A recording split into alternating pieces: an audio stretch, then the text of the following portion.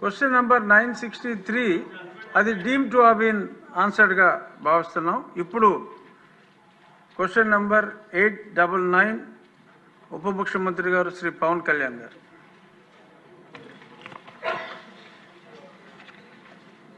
నమస్కారం అధ్యక్ష. గౌరవ సభ్యులు శ్రీ గల్లా మాధవ్ గారు అడిగిన దానికి మొదటి ప్రశ్నకి ప్లాస్టిక్ జీవరాశులు ప్లాస్టిక్ కాలుష్యం యొక్క దుష్ప్రభావాలను అనుభవిస్తున్నామని, ఇది ప్రధాన ప్రజా ఆరోగ్య సమస్యగా మారింది. ప్లాస్టిక్ కాలుష్యం తగ్గించడానికి కానీ దాని సమస్య వివరాలు ఏమిటని చెప్పడానికి BNCకి ఆంధ్రప్రదేశ్ ప్రభుత్వం environment, forest and science and technology department రాష్ట్రం మొత్తం మీద ఒక్కసారి మాత్రమే వినియోగించే ప్లాస్టిక్ వాడకాన్ని నిషేధిస్తూ ఉత్తర్వులు జారీ చేస్తుంది. అలాగే ప్రభుత్వ ఉత్తర్వులు ఇచ్చిన సూచనలు అమలు చేయాలని municipal administration, urban development, Panchayati Raj వంటి అన్ని శాఖలను, ఇతర శాఖాధిపతులను కూడా జిల్లా కలెక్టర్లను ఆదేశించడం అయింది. ఒక్కసారి మాత్రం వినియోగించే ప్లాస్టిక్ వస్తువుల విక్రయాలను అరికట్టేందుకు తనిఖీలు నిర్వహించడానికి జిల్లా స్థాయి టాస్క్ ఫోర్స్ కమిటీలను ఏర్పాటు చేయాలని కలెక్టర్స్కి డైరెక్షన్స్ ఇవ్వడం జరిగింది. ప్రభుత్వ నిబద్ధతను ప్రదర్శించే ఉద్దేశంతో రాష్ట్ర ప్రభుత్వం సచివాలయం మొత్తం ప్లాస్టిక్ రహిత జోన్గా ప్రకటించింది. ఈ ప్లాస్టిక్ సీసాలకు బదులుగా గాజు సీసాల్లో తాగునీటిని సరఫరా చేయడానికి ప్రత్యామ్నాయ ఏర్పాట్లు చేయడం అయింది. అలాగే ఆంధ్రప్రదేశ్ కాలుష్య నియంత్రణ మండలి వేరు చేయబడిన ప్లాస్టిక్ వ్యర్థాలను ప్రత్యామ్నాయ ఇంధన వనరుగా, ఆల్టర్నేటివ్ ఫ్యూల్ రిసోర్స్గా ఉపయోగించేందుకు 8 సిమెంట్ కోక్ ప్రాసెసింగ్ ప్లాంట్లకు 46 ప్లాస్టిక్ వ్యర్థ రీసైక్లర్స్కు అనుమతించింది. ఏపీ పొల్యూషన్ కంట్రోల్ బోర్డు ద్వారా ఆంధ్రప్రదేశ్ ప్రభుత్వం ఒకేసారి మాత్రం వినియోగించే సింగిల్ యూజ్ ప్లాస్టిక్లు బదులుగా పర్యావరణ అనుకూల ప్రత్యామ్నాయాల వినియోగాన్ని ప్రోత్సహించాలని భాగస్వామ్య శాఖలన్నింటినీ ఆదేశించింది. అలాగే రాష్ట్ర ప్రభుత్వం సర్క్యులర్ ఎకానమీ కార్యక్రమాల్లో భాగంగా రాష్ట్రంలో ప్రాంతాల వారీగా సర్క్యులర్ ఎకానమీ పార్క్స్ని ఏర్పాటు చేయాలని ప్రతిపాదించింది. అందులో ప్లాస్టిక్ రీసైక్లింగ్ యూనిట్లు కూడా ప్రోత్సహించడం అయింది. అలాగే ఫిక్స్డ్ క్యాపిటల్పై 75% వరకు ఒక్కసారి మాత్రమే వినియోగించే ప్లాస్టిక్ అదనపు ప్రోత్సాహకాలు అందించడం ద్వారా ప్రత్యామ్నాయ బయోడిగ్రేడబుల్ వస్తువుల్ని తయారు చేసే పరిశ్రమల్ని ప్రోత్సహించడం అవుతుంది. పౌరుల్లో అవగాహన కల్పించడం దీంట్లో చాలా కీలకమైన అంశం అధ్యక్ష. ప్రభుత్వ విధానాన్ని అమలు చేయడంలో పౌరులు కూడా చాలా క్రియాశీలక పాత్ర వహించాలి.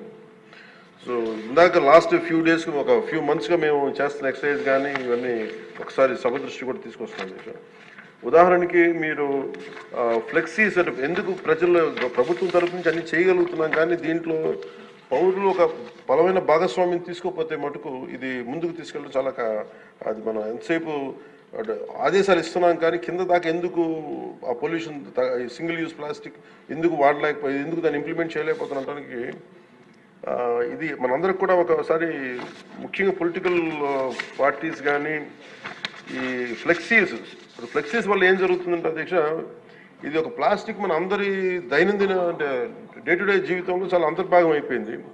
కూరగాయల్లో వాటి దగ్గర నుంచి నీళ్ళ బాటిల్స్ కావచ్చు, ఇయర్ బడ్స్ కావచ్చు, ప్లాస్టిక్ ప్లేట్స్, ప్లాస్టిక్ గ్లాసెస్ ఇవన్నీ సౌకర్యం కలిగిస్తున్నాయి. కానీ ఈ టెంపరీ సౌలభ్యం ఇది పర్యావరణాన్ని కలుషితం చేసుకుంటా చివరికి ఇది ఏ స్థాయికి వెళ్ళిపోయిందంటే ఇది ఒక్క ప్లాస్టిక్ మనం భూమిలో మనం ఇమ్మటానికి కనీసం 300 years పడుతుంది అధ్యక్ష.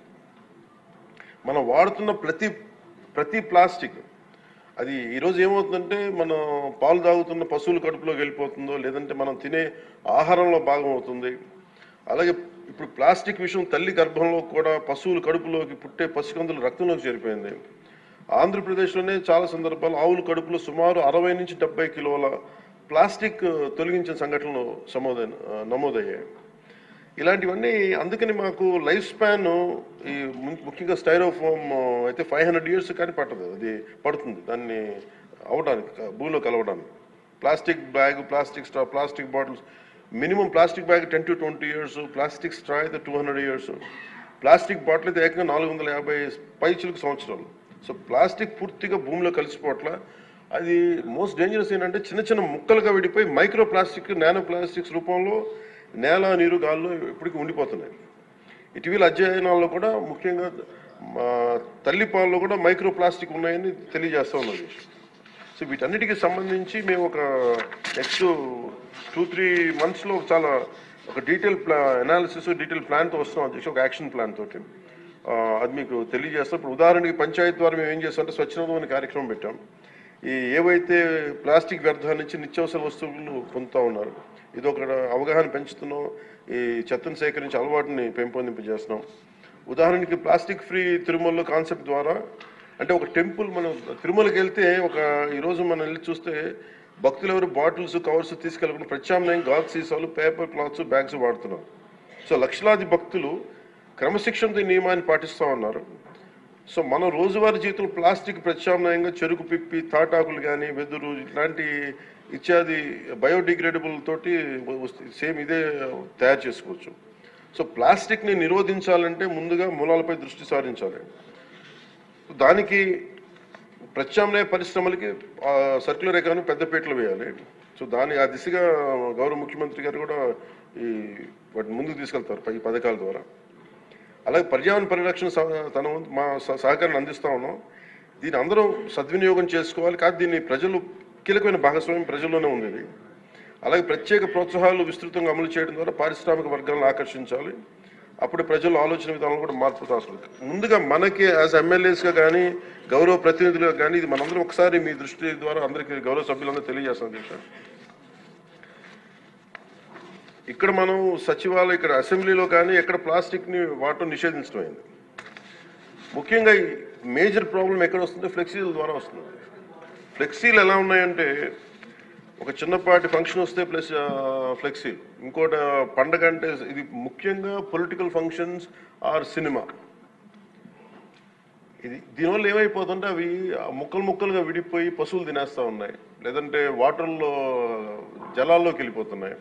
ఇది ఒక పెద్ద ఇష్యూ అయిపోయింది. అందుకని మీ ద్వారా గౌరవ శాసనసభ్యులు కూడా ముందు గౌరవ ప్రజాప్రతినిధులు కనుక నిజంగా కొంత పాటించగలిగితే, అంటే ఫ్లెక్సీలు కూడా బయోడిగ్రేడబుల్, ఒకసారి ఫ్లెక్సీల్ని గత ప్రభుత్వం కూడా బ్యాన్ చేయడానికి ప్రయత్నం చేసింది. అది ఒక ఎంప్లాయ్మెంట్ ఇష్యూ అవుతుంది. చాలామంది దాని మీద ఆధారపడిన వ్యక్తులు ఉన్నారు. అందుకని బయోడిగ్రేడబుల్ ఫ్లెక్సీస్ని ఎలా తయారు చేయాలని కూడా ఒక అఫీషియల్స్తో కూర్చొని దాని మీద ఒక చర్చ జరుగుతుంది. దాని మీద ఒక పాలసీ రూపొందించబోతున్నాం.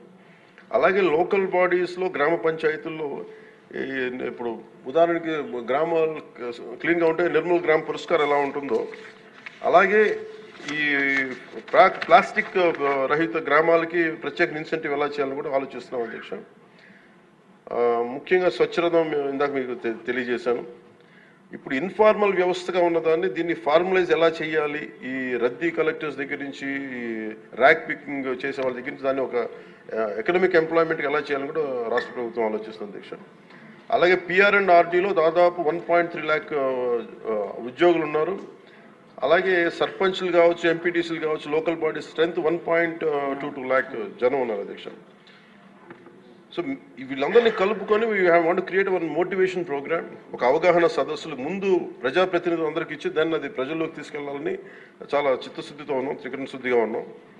అలాగే 13,326 పంచాయతీల్లో దాదాపు ఇప్పటికి 10,800 డంపింగ్ యార్డ్స్ ఉన్నాయి.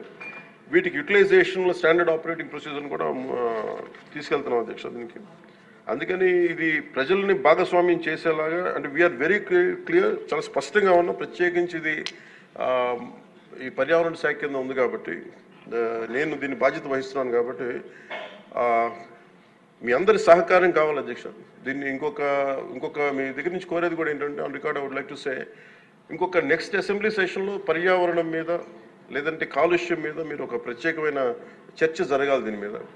ఎందుకంటే ఇది అవగాహన మీరు చూస్తే చాలా చాలా కీలకం. ఇది మనం డబ్బులు చూస్తున్నా, అభివృద్ధి చూస్తున్నా, కానీ తద్వారా వచ్చే కాలుష్యం ఏంటో మనం చూడట్లేదు. నిజంగా మనం తాగే పాలలో కూడా అంత కాలుష్యం పెరిగిపోయింది, తిండిలో కాలుష్యం పెరిగిపోయింది, క్యాన్సర్స్ పెరిగిపోతూ ఉన్నాయి. ఇది గౌరవ సభ్యులు దీన్ని ప్రస్తావించినందుకు దీన్ని మనస్ఫూర్తిగా వారికి నా అభినందనలు, ధన్యవాదాలు తెలియజేసుకుంటున్నాను సార్ అధ్యక్ష మీకు. Thank you. గల్లా మాధవ్ గారు.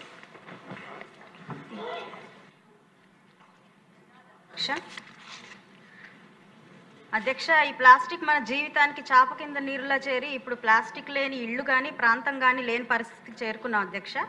ప్లాస్టిక్ పర్యావరణానికి చేసే హాని అంతా ఇంత కాదని ఇప్పుడే మన గౌరవ ఉప ముఖ్యమంత్రి వాళ్ళు చెప్పడం జరిగింది అధ్యక్ష. అయితే ఇందుకు ఉదాహరణగా గుంటూరుకి సమీపంలో ఉన్న ఉప్పలపాడు బర్డ్ శాంక్చురీ ఉంది అధ్యక్ష. యాక్చువల్గా దాన్ని 8 అడుగుల లోతు ఉండే ఒక సరస్సు అధ్యక్ష. ఈరోజు పర్యాటకుల వాడకం, ప్లాస్టిక్ వాడకం నిర్లక్ష్య ధోరణి వల్ల 5 అడుగులకు చేరుకుంది అధ్యక్ష. అదేవిధంగా గుంటూరు ప్రాంతం అధ్యక్ష దాదాపు రోజుకు 17 టన్నుల ప్లాస్టిక్ వేస్ట్ను ఉత్పత్తి చేస్తుంది అధ్యక్ష. అందులో 30% ఈ నాన్ బయోడిగ్రేడబుల్ ప్లాస్టిక్ పాలిథిన్ కవర్లు ఉన్నాయి అధ్యక్ష. మరియు అధ్యక్ష, మొన్న కురిసిన చిన్నపాటి వర్షానికే డ్రైన్లు మొత్తం పొంగిపోయి గుంటూరు నీట ముడిగిన పరిస్థితి చూసాం అధ్యక్ష. అందుకు ప్రధాన కారణం కూడా ఈ ప్లాస్టికే అధ్యక్ష. అదేవిధంగా సెప్టెంబర్ 15న జరిగిన కలెక్టర్ల సదస్సులో కూడా గౌరవ ముఖ్యమంత్రి వర్యులు చంద్రబాబు నాయుడు గారు గుంటూరు ప్రాంతం ఎయిర్ పొల్యూషన్కి హాట్ స్పాట్గా మారింది అని చెప్పడం జరిగింది అధ్యక్ష. ఇది తీవ్ర బాధాకరం అధ్యక్ష. ఈరోజు గుంటూరులో పూర్తిగా ఇలాగా అన్ని ప్రదేశాల్లో ప్లాస్టిక్ లేని పరిస్థితి లేదు అధ్యక్ష. క్షేత్ర స్థాయిలో ఎన్ని చర్యలు చేపడుతున్నప్పటికీ కూడా నియోజకవర్గ స్థాయిలో అధికారుల బాధ్యతారాహిత్యం వల్ల వారి బాధ్యతారాహిత్యం సుస్పష్టంగా కనిపిస్తుంది అధ్యక్ష. నిన్నటి రోజున నియోజకవర్గ స్థాయిలో తీసిన ఫోటోలు అధ్యక్ష, ఇవి మా జిఎంసి పరిధిలో తీసిన ఫోటోలు అధ్యక్ష. పూలు అమ్ముకునే వాళ్ళకి కవర్లు అధ్యక్ష ఇవి. అదేవిధంగా రైతు బజార్ మార్కెట్లో కవర్లు అధ్యక్ష. దానికి సమీపంలోనే క్లాత్ వెండింగ్ జోన్స్ని, క్లాత్ వెండింగ్ మిషన్స్ని మేమే మా స్వహస్తాలతో ఓపెన్ చేసినప్పటికీ కూడా ఇంకా ఇదే పరిస్థితి కొనసాగుతుంది అధ్యక్ష. ఇది డ్రైన్ల పరిస్థితి అధ్యక్ష. పూర్తిగా డ్రైన్లు ఈ ప్లాస్టిక్తో నిండిపోయి చిన్నపాటి వర్షానికే పూర్తిగా పొంగి పొర్లుతున్న పరిస్థితి కనిపిస్తుంది అధ్యక్ష. అదేవిధంగా అధ్యక్ష, కేవలం ప్రదర్శనలతో ర్యాలీలతో కాకుండా మనకి ప్రభుత్వం వారు ఏర్పాటు చేసిన ఈ టాస్క్ ఫోర్సుల్ని ఉపయోగించి మనకి ఈ ప్లాస్టిక్ మీద ఉక్కుపాదం మోపాల్సిన అవసరం ఉంది అధ్యక్ష. చర్యల్లో భాగంగా ఈరోజు సచివాలయం నుంచే ప్లాస్టిక్ వాటర్ బాటిల్ని రీప్లేస్ చేస్తూ గాజు సీసాలని వాడడం నిజంగా చాలా అభినందనీయం అధ్యక్ష. ఇది నిబద్ధత గల ప్రభుత్వానికి నిదర్శనం అధ్యక్ష. అయితే ఆంధ్రప్రదేశ్లోని ప్రతి దేవాలయంలో ఇందాక గౌరవ ఉప ముఖ్యమంత్రి వర్యులు చెప్పినట్టుగా తిరుమలలో ఏ విధంగా అయితే మనం ఈ చర్యల్ని పాటిస్తున్నామో అదేవిధంగా ప్రతి దేవాలయంలో, అదేవిధంగా ప్రతి పర్యాటక స్థలంలో నో ప్లాస్టిక్ జోన్గా వాటిని ప్రకటించాల్సిందిగా కోరుకుంటున్నాను అధ్యక్ష.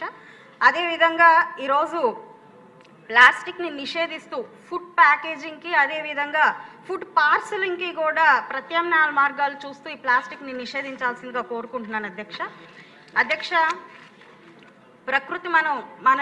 ప్రకృతికి మనం ఏమి ఇస్తామో తిరిగి మనకు అదే ప్రసాదిస్తుంది అధ్యక్ష.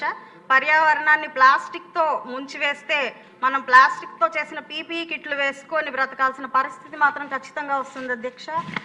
అది మనము మొన్న కరోనాలో చూసిన పరిస్థితి మనందరికీ తెలుసు అధ్యక్ష. అలాంటి పరిస్థితి మనం ఇంకొకసారి ఇలా ఈ ప్లాస్టిక్ వినియోగం ద్వారా తెచ్చుకోకూడదు అని చెప్పి నేను కోరుకుంటున్నాను అధ్యక్ష. ఇది మనం గత కరోనాలో చూసిన పరిస్థితి అధ్యక్ష. ఈరోజు ప్లాస్టిక్ ద్వారా ఇలాంటి పరిస్థితి మళ్ళీ మనం తీసుకురాకూడదు అని చెప్పి నేను కోరుకుంటున్నాను అధ్యక్ష. ప్రజల్లో అవగాహన కార్యక్రమాలతో పాటు కల్పిస్తూనే కఠినమైన చర్యలతో ఈ ప్లాస్టిక్ వినియోగాన్ని అరికట్టవలసిందిగా గౌరవనీయులైన పంచాయతీరాజ్, గ్రామీణాభివృద్ధి, నీటి సరఫరా, పర్యావరణ, అటవీ శాస్త్ర, సాంకేతిక విజ్ఞాన శాఖ ఉప ముఖ్యమంత్రి వర్యులు గౌరవ పవన్ కళ్యాణ్ గారిని అభ్యర్థిస్తున్నాను అధ్యక్ష.